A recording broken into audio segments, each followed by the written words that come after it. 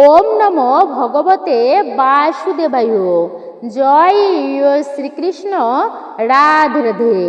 নমস্কার, আমি দীপা। দেশ ও দেশের বাইরে থেকে যে সকল দর্শকেরা এই মুহূর্তে আপনারা ভিডিওটি অন করেছেন তাদের সকলকে সুস্বাগত জানাই রায়কিশোরী দীপা তথা সনাতন ধর্মীয় তথ্যমূলক চ্যানেলে। সকলে কেমন আছেন?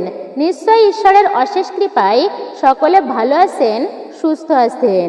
আজকের ভিডিওটি রয়েছে আপনাদের জন্য। 2026 সালে অম্বুবাসী শুরু হচ্ছে 22শে জুন সোমবার থেকে এবং এই অম্বুবাসী চলবে 26শে জুন শুক্রবার পর্যন্ত। অম্বুবাসী তিথি চলবে জ্যোতিষ শাস্ত্র মতে প্রতি বছর আষাঢ় মাসের 7 তারিখে অম্বুবাসী তিথি পালিত হয়। শাস্ত্র মতে সূর্য যে বারে ও যে সময়ে মিথুন রাশিতে গোচর করে অর্থাৎ গমন করে তার পরের দিন থেকেই পালিত হয় অম্বুবাসী। কথিতই রয়েছে কিসের বার আর কিসের তিথি। আষাঢ় মাসের 7 তারিখ আসলেই পালিত হয় অম্বুবাসী। আর এই সময়কাল কামাখ্যা দেবীর মন্দিরে অম্বুবাসী মেলা অনুষ্ঠিত হয়। অম্বুবাসী শুরু হবে 22শে জুন সোমবার রাত্রি 9:38 অম্বুবাসী প্রবৃত্তি আরম্ভ। আর এই অম্বুবাসী নিবৃত্তি অর্থাৎ অম্বুবাসী শেষ হবে 26শে জুন শুক্রবার রাত্রি 10:02 অম্বুবাসী নিবৃত্তি হবে অর্থাৎ অম্বুবাসী শেষ হবে এই সময়ের মধ্যে। এই সময়ে হিন্দু বিশ্বাস অনুযায়ী ধরিত্রী মাতার রজস্বলা হয়, সেই কারণে এই দিনে পালিত হয় অম্বুবাসী। এই অম্বুবাসী চলমানকালীন বিশেষ কিছু কাজ রয়েছে যা আপনারা একদমই করবেন না। অবশ্যই মনে রাখবেন, এই অম্বুবাসী চলমান আপনারা যে 3 দিন অম্বুবাসী চলবে সেই 3 দিন আপনাদেরকে বাড়ি থেকে এই 5টি জিনিস কাউকে ভুল করেও দান করবেন না বা দেবেন না। এই সময় এগুলি দান করা বা দেওয়া একদমই উচিত নয়। জিনিসগুলো দান করলে এই সময়ে তাহলে অবশ্যই পরিবারে অমঙ্গল নেমে আসবে এবং অর্থের সংকট দেখা দেবে আপনার পরিবারে। বহু সমস্যা হতে পারে, তাই অবশ্যই সতর্ক আর সাবধানেই থাকবেন আপনারা। অম্বুবাসী তিথি চলমান বাড়ি থেকে কোন কোন জিনিস একদমই আপনারা কাউকে দেবেন না, মানে দান করা উচিত নয়। আপনারা ভিডিওটি খুবই গুরুত্বপূর্ণ হতে চলেছে আপনাদের জন্য, তাই মনোযোগ সহকারে আপনারা শ্রবণ করবেন আমি আশা রাখছি। নমস্কার, আমি দীপা।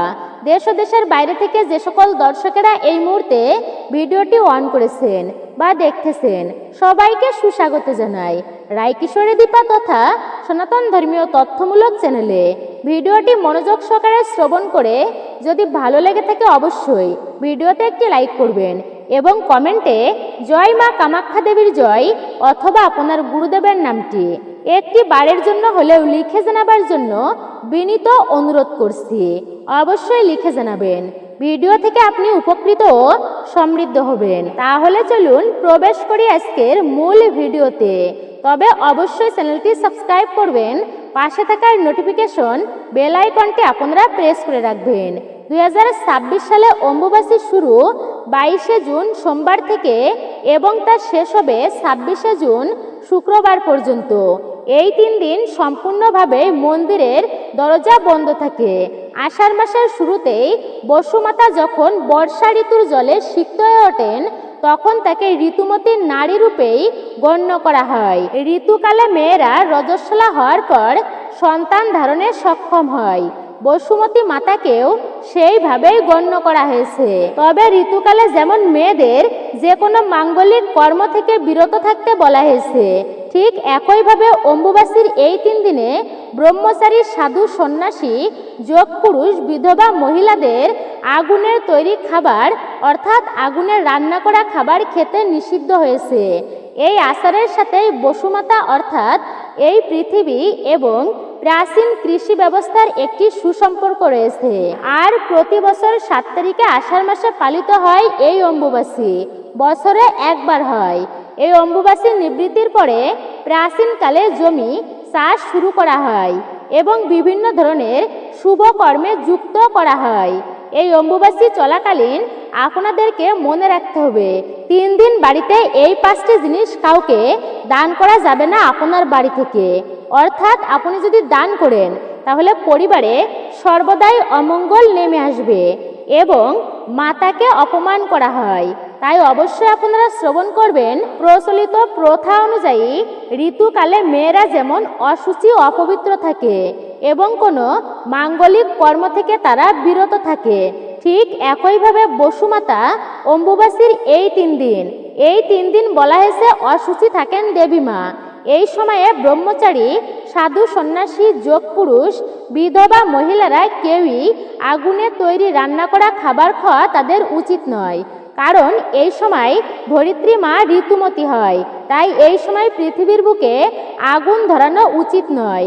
জমিতে নাঙল দেওয়া এই সময় হয় না, অর্থাৎ মাটি খোঁড়া হয় না, পৃথিবীর বুকে আঘাত করা হয় এগুলি করলে। এমনকি জামা কাপড় আপনারা এই সময়ে পরিষ্কার কাঁচা এই সময়ে বন্ধ করবেন, অর্থাৎ আপনারা সাবান শ্যাম্পু এই সময়ে ব্যবহার করবেন না। বিশ্বাস অনুযায়ী প্রকৃতি উর্বরতায় এই সময় রজস্বলা হয়ে ওঠেন দেবী। তাই অম্বুবাসী চলাকালীন মাটিতে কোনো রকমের মাটি খোঁড়া উচিত নয় বা মাটিতে কোপ দেওয়া যাবে না। ফলে বন্ধ রাখা হয় এই বিশেষ সময়ে বীজ রোপণ করা, চাষের কাজ বন্ধ রাখা হয়, কোনো গাছপালা এই সময়ে কাটা হয় না। এই সময় দেবীর কোনো পূজা অর্চনা করা একদমই উচিত নয়। দুর্গা দেবী ও মা কালীর থেকে শুরু করে মা বিপত্তারিণী দেবীর সমস্ত রূপেরও ছবি লাল কাপড় বা লাল বস্ত্র দিয়ে এই সময় ঢেকে রাখতে হয়। সেগুলো স্পর্শ করা যাবে না। এই সময়ে পূজা অর্চনা করা যাবে না। মন্ত্রপাঠ অম্বুবাসীর সময় শুধুমাত্র প্রদীপ ও ধূপ জ্বালিয়ে প্রণাম করতে পারেন।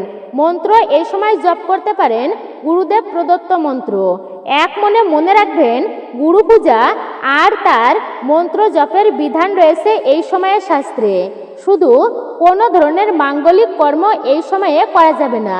তবে এই সময় যদি জগন্নাথ দেবের রথযাত্রা পড়ে তাহলে তাতে কোনো বাধা নেই বলেই মনে করা হয় বা উল্লেখ করা হয়েছে শাস্ত্রে।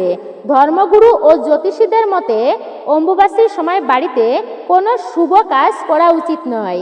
বিশেষ করে মনে রাখবেন, এই অম্বুবাসী চলমান আপনারা 5টি জিনিস কাউকে দান করবেন না। অবশ্যই আপনারা শ্রবণ করবেন কোন কোন জিনিস আপনারা এই সময়ে ভুল করেও দান করবেন না অম্বুবাসী চলমান। প্রথমত মনে রাখবেন, গৃহ প্রবেশ থেকে বিবাহ পর্যন্ত এই সময়টা আপনারা অবশ্যই এড়িয়ে চলবেন, এড়িয়ে চলাই উচিত। সকল প্রকার ক্ষৌরকর্ম নিষিদ্ধ। চুল দাড়ি নখ কাটা আপনারা ভুলেও করবেন না। চুলের সাবান শ্যাম্পু এই সময় ব্যবহার করবেন না। আপনারা এগুলি থেকে অবশ্যই আপনারা দূরেই থাকবেন। এই 3 দিন অর্থাৎ আপনি যদি অম্বুবাসী চলমান এই 7টি বা এই কয়েকটি জিনিস দান করেন তাহলে অবশ্যই আপনার জীবনে অর্থনৈতিক সংকট কিন্তু দেখা দিতে পারে। তাই এই অম্বুবাসী চলমান এই জিনিসগুলো দান করা কিন্তু অত্যন্তই সমস্যার সম্মুখীন হতে পারেন আপনি যদি দান করেন। আপনারা শ্রবণ করবেন কোন কোন জিনিস দান করা একদমই উচিত নয় অম্বুবাসী চলমান। দান করা কিন্তু খুবই শুভ, দানে দ্রব্য শুদ্ধি হয়, কিন্তু কিছু বিশেষ মুহূর্তে দান করা একদমই উচিত নয়। ধর্ম দাতব্য খুবই কিন্তু গুরুত্বপূর্ণ। দানের সে কোনো বড় গুণ আর নেই কিছু। দানের সে বড় গুণ বলে বিবেচিত আর নেই। প্রচলিত কথাতেই রয়েছে দান করা অত্যন্তই শুভ, কিন্তু অম্বুবাসীর সময় মা ধরিত্রী রজস্বালী হয়। তাই আপনারা অবশ্যই সাবধান আর সতর্কই থাকবেন। এই 3 দিন কোনো ধরনের শুভ কাজ করা উচিত নয়। আপনারা যদি এগুলি করেন তাহলে আপনাদের জীবনে অবশ্যই কিন্তু অশুভ আসতে পারে। পুণ্যের বদলে ঝামেলা বাড়িতে তৈরি হতে পারে। পুণ্যের বদলে আপনি পাপ কার্য করে ফেলবেন যদি এগুলি দান করেন। অপরাধের বলা হয়েছে, তাই সাবধানেই থাকবেন। অম্বুবাসী চলমান প্রথমত প্লাস্টিকের জিনিস। যদি আপনার বাড়িতে প্লাস্টিকের জিনিস থাকে আর যদি আপনারা তা কাউকে অর্থাৎ কোনো ব্যক্তি যদি আপনার বাড়িতে চাইতে আসে তাহলে অবশ্যই মনে রাখবেন, এই অম্বুবাসী চলমান আপনারা কোনো ধরনের প্লাস্টিকের জিনিস দান করবেন না। প্লাস্টিকের তৈরি জিনিসপত্র দান করা বাড়ির উন্নতির পথে বাধাগ্রস্ত হতে পারে এই সময়ে। অর্থাৎ প্লাস্টিক দান করলেই ব্যবসায় আপনার ক্ষতিগ্রস্ত হতে পারে। আপনি যে কর্মেই লিপ্ত রয়েছেন সেই দিকেই বড়সড় সমস্যার তৈরি হতে পারে। তাই আপনারা এই সময়ে এইগুলি দান করবেন না। অম্বুবাসী চলমান প্লাস্টিকের জিনিস দান করা এড়িয়েই চলতে হবে আপনাকে। দ্বিতীয়ত হচ্ছে ঝাড়ু বা ঝাঁটা। ঝাড়ু বা ঝাঁটা হচ্ছে লক্ষ্মী দেবীর অত্যন্তই প্রিয়। তাই মনে করা হয় এই অম্বুবাসী চলমান ঝাঁটা দান করলে আপনাদের পরিবারে অমঙ্গল নেমে আসতে পারে। তাই অম্বুবাসী চলমান যদি বাড়ি থেকে কেউ ঝাঁটা নিয়ে যায় তাহলে অবশ্যই ঝাঁটা আপনারা দান করবেন না, সেটি সাথে সাথে নিয়ে আসবেন। যেহেতু ঝাঁটা বা ঝাড়ু মা লক্ষ্মী দেবীর স্বরূপাই বলা হয়েছে, আর লক্ষ্মী দেবী হচ্ছে সম্পদের দেবী, তাই এই সময় এটি দান করলে তিনি অত্যন্তই ক্রুদ্ধ হতে পারেন, অপ্রসন্ন হবে সেই ব্যক্তির উপর। আর এটি দান করার ফলে আপনার পরিবারে কিন্তু অশুভ নেমে আসবে, দুঃখ দুর্দশা নেমে আসবে, অমঙ্গল আসবে। অর্থাৎ দেবী লক্ষ্মী আপনার গৃহ পর্যন্ত ত্যাগ করতে পারে এমন দানের ফলে। তাই অবশ্যই সাবধান থাকবেন। এই অম্বুবাসী চলমান কাউকে আপনারা ঝাঁটা একদমই দান করবেন না। আর তৃতীয়ত হচ্ছে নতুন বস্ত্র। এই সময় নতুন বস্ত্র দান করা একদমই উচিত নয়। বিশেষ করে এই 3 দিন আপনারা সতর্ক থাকবেন, নতুন বস্ত্র কাউকে দান করা যাবে না। অম্বুবাসী চলমান আপনারা মনে রাখবেন, স্টিলের পাত্র দান করা এড়িয়ে চলবেন, এটি আপনাদের জন্য শুভ হবে। অম্বুবাসী চলমান আপনারা মনে রাখবেন, আপনারা স্টিলের জিনিসপত্র এই সময় দান করবেন না, এটি দান করলে আপনাদের জন্য অশুভ হবে। এটা বিশ্বাস করা হয় যে এই সময় স্টিলের জিনিসপত্র দান করলে অম্বুবাসী চলমান সময়ে তাহলে পরিবারের সুখ শান্তি সমস্ত কিছুই নষ্ট হয়, অবনতি ঘটে। অর্থাৎ সেই পরিবারে ঝগড়া ঝামেলা অশান্তি কলহ তীব্র আকারে বাড়তে পারে। তা অবশ্যই আপনারা সাবধান আর সতর্কই থাকবেন। এই সময়ে অলংকার সোনা রূপা বা অন্য কোনো ধাতুর অলংকার দান করা উচিত নয় এই অম্বুবাসী চলমান। এই জিনিসগুলো আপনারা ক্রয়ও করবেন না এই সময়। এই জিনিসগুলো আপনারা এই সময়ে কিনেও আনবেন না। কোনো ধাতব জিনিস এই সময়ে কিনে আনা উচিত নয় বা দান করা উচিত নয়। এই সময়ে আপনারা তেল দান করবেন না। অবশ্যই মনে রাখবেন, এই সময়ে তেল দান করলে আপনার জন্য সম্পূর্ণই অশুভ হবে। অনেক সময় কেউ নষ্ট তেল দান করেন বা ব্যবহার করা তেল দান করেন, রান্নায় বেঁচে গিয়েছে সেই তেল রেখে দিয়ে সেটিও অনেকেই দান করেন, এটিও কিন্তু ভুলেও করবেন না। এই কাজ যদি আপনারা করেন আপনার জীবনে খারাপ পরিস্থিতি হতে একদমই সময় লাগবে না। এই অম্বুবাসী চলমান এই সমস্ত জিনিস আপনারা কাউকে দান করবেন না বা দেবেন না। অম্বুবাসী চলমান আপনারা ছুরি কাঁচি বা ধারালো জিনিসপত্র কাউকে দান করবেন না, কাউকে দেবেন না, কারণ এটি আপনাদের জীবনে বড় ক্ষতি হতে পারে দান করলে। আপনারা কাউকে বাসি খাবার এই সময়ে দান করবেন না, এটি আপনার পরিবারের জন্য সমস্যা তৈরি করতে পারে।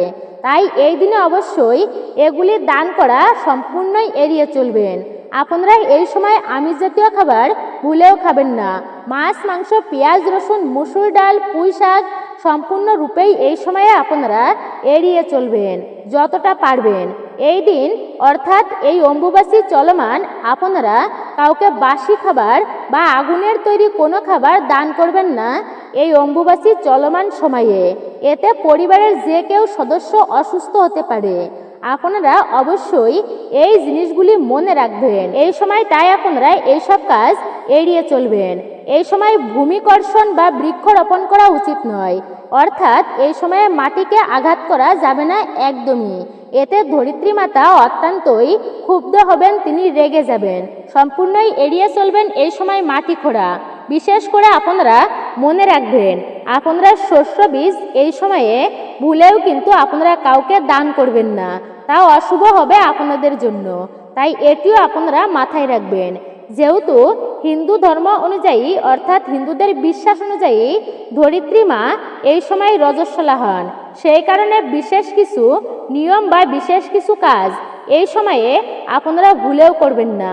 এমন আচার অনুষ্ঠান পালন করা এড়িয়েই চলবেন, যা আপনাদের সাথে এই সময় ধরে বলা হলো আপনারা সেটি মেনে চলবেন।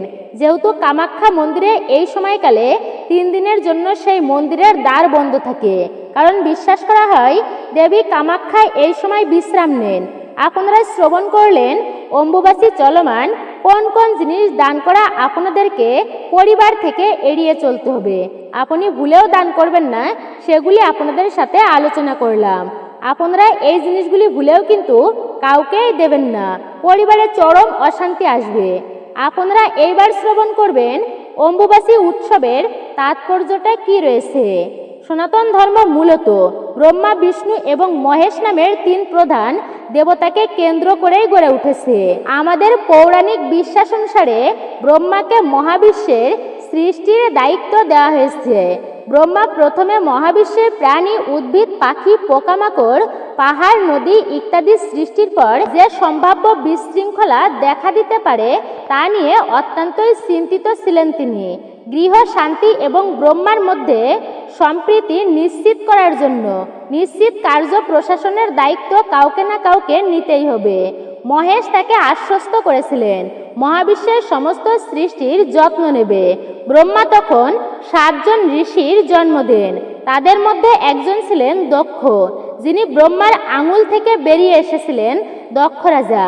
6টি কন্যা ছিল তার এবং তার 5টি কন্যার বিবাহ দিয়েছিলেন বেশ ভালোই। দেবতা, রাক্ষস এবং তাদের থেকে ব্রাহ্মণে পশু, মাছ, সরীসৃপ, পাখি, গাছপালা, লতাপাতা, পাহাড়, নদী সমস্ত কিছু উৎপন্ন হয়েছিল। দক্ষের অবশিষ্ট কন্যা সতীর বিবাহ হয়েছিল প্রভু শিবের সাথে। দক্ষের তপস্বী জীবনযাপনের কারণে শিবের প্রতি ঘৃণার অনুভূতি ছিল। একবার দক্ষ দেবতাদের সাথে এক যজ্ঞের আয়োজন করেছিলেন, যেখানে তিনি শিব ও সতী উভয়কেই আমন্ত্রণ জানাননি। সতী অপমান সহ্য করতে না পেরে তার পিতার বাড়িতে ছুটে গিয়ে স্বামীর প্রাপ্য সম্মান দাবি করেন। যখন দক্ষ রাজি হতে অস্বীকার হন তার স্বামীর প্রাপ্য সম্মান দিতে, ন্যায়পরায়ণ ক্রোধ থেকে উদ্বৃত্ত অগ্নিতে আত্মহত্যা করেন সতীদেবী।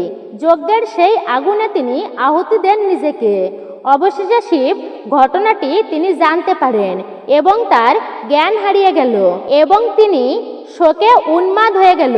তিনি যজ্ঞস্থলে উপস্থিত হলেন। তিনি যজ্ঞস্থলে পৌঁছে তাণ্ডব শুরু করলেন। বীরভদ্র এবং ভদ্রাকালী শিবের এমন তাণ্ডব, এই তাণ্ডবের গর্জন শুনে তারা সকলেই বুঝতে পারল যে এত তাণ্ডব শুরু হলো কোথা থেকে এই সময়ে। এখনো তো পৃথিবী ধ্বংসের সময় হয়নি। এরপর উভয় ভক্ত বীরভদ্র আর ভদ্রাকালী সতীর্থ দক্ষের যজ্ঞ ভেঙে দিল। সতীর সেই দগ্ধ দেহটি তিনি কাঁধে তুলে নিলেন। সতীর দগ্ধ দেহ ধারণ করে ভগবান শিব ক্রোধে অবিরাম ঘুরে বেড়াচ্ছিলেন। তাকে তীব্র যন্ত্রণায় বিচরণ করতে দেখে ভগবান বিষ্ণু তার সুদর্শন চক্র দিয়ে সতীর দেহকে টুকরো টুকরো করে কেটে ফেললেন। ভারতের বিভিন্ন স্থানে সেই 51টি ছিন্ন অংশের এক এক স্থানে পড়েছিল। ভারতের বিভিন্ন স্থানে সতীদেবীর 51টি খণ্ড এবং প্রতিবেশী রাষ্ট্রেও পড়েছিল সেই খণ্ডের অংশ। সেই খণ্ডগুলো যেখানে পড়েছিল সেখানে মহা শক্তিপীঠ গড়ে উঠেছিল। গুয়াহাটির কাছে নীলাচল পাহাড়ে সতীর গর্ভ বা যোনি অংশ পড়েছিল এবং এটি মহা শক্তিশালী কামাখ্যা নামেই পরিচিত।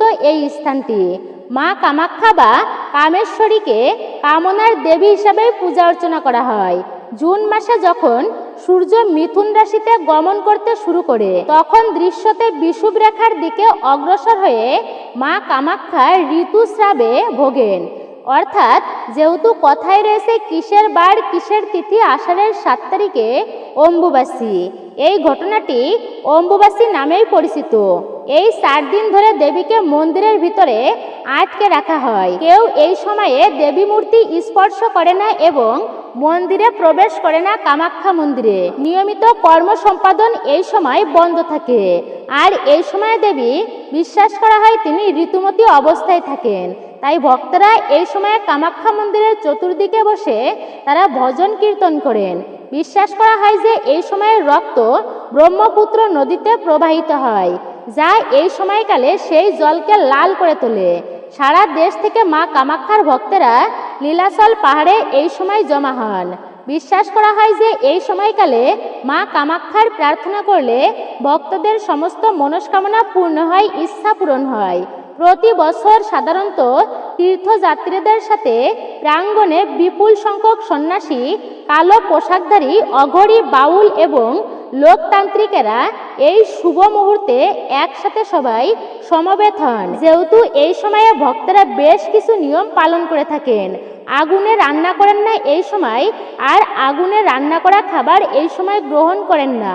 পূজা করেন না এই সময়ে ঋতুস্রাবের পর দেবী কামাখ্যা তার পবিত্রতা ফিরে পান। তখন প্রসাদ বিতরণ করা হয়, বিশেষ করে সেই লাল বস্ত্রের প্রসাদ বিতরণ করা হয়। এক খণ্ড করে লাল বস্ত্র ভক্তদের উপহার দেন। ভক্তদের কেবল চতুর্থ দিনে মন্দিরের প্রবেশের অনুমতি দেওয়া হয়। আর অবশ্যই এই 3 দিন আপনারা কোনো কিছু দান করবেন না। এই 3 দিন আপনারা পূজা অর্চনা করবেন না, তবে মন্ত্র জপ করবেন, গুরু প্রদত্ত মন্ত্র। বিশেষ করে অম্বুবাসী চলমান রান্না করবেন না, ভূমি খোঁড়বেন না আপনারা, অর্থাৎ ভূমিকর্ষণ নিষিদ্ধ। বীজ রোপণ করবেন না, ফসল কাটবেন না। এই 3 দিন চলমান এই সব কাজ আপনাদেরকে এই সমস্ত থেকে বিরত থাকতে হবে। যখন মন্দিরের দরজা খোলা হবে তখন থেকে আপনারা সমস্ত কাজ করতে পারবেন। নতুন বস্ত্র, অর্থ, খাদ্য দান করতে পারেন তখন। আর অবশ্যই মনে রাখবেন এই 3 দিন কোনো মহিলাকে ভুলেও কিন্তু অপমান করবেন না। বাড়ি, জমি, দামি গাড়ি আপনারা এই সময়ে কিনবেন না। কোনো সর্পকে আপনারা ভুল করেও এই সময়ে আঘাত করবেন না। চলাফেরা আপনাকে নিয়ন্ত্রণ রাখতে হবে এই বিশেষ সময়ে। কোনো রকম অধার্মিক কাজ করবেন না অম্বুবাসী চলমান। তো মূলত এটাই ছিল আমাদের আজকের ভিডিওটি আপনার কাছে কেমন লেগেছে মূল্যবান মতামত জানাতে একদমই ভুলবেন না। আর আপনি যদি আমাদের চ্যানেলের নতুন দর্শক হয়ে থাকেন, বিনীত অনুরোধ করব চ্যানেলটি অবশ্যই সাবস্ক্রাইব করবেন। পাশে থাকার নোটিফিকেশন বেল আইকনটি আপনারা প্রেস করে রাখবেন। একজন সনাতনী বোনকে আপনারা সাপোর্ট করবেন আমি আশা রাখছি। সকলে ভালো থাকুন, সুস্থ থাকুন, পরম করুণাময় ঈশ্বরের অশেষ কৃপায়। আবারও আপনাদের সাথে কথা হবে নতুন কোনো ভিডিওর প্রসঙ্গ নিয়ে, সনাতন ধর্মের এমনই সকল গুরুত্বপূর্ণ বিষয় নিয়ে। চ্যানেলটি অবশ্যই সাবস্ক্রাইব করবেন, পাশে থাকা নোটিফিকেশন বেল আইকনটি প্রেস করে রাখুন।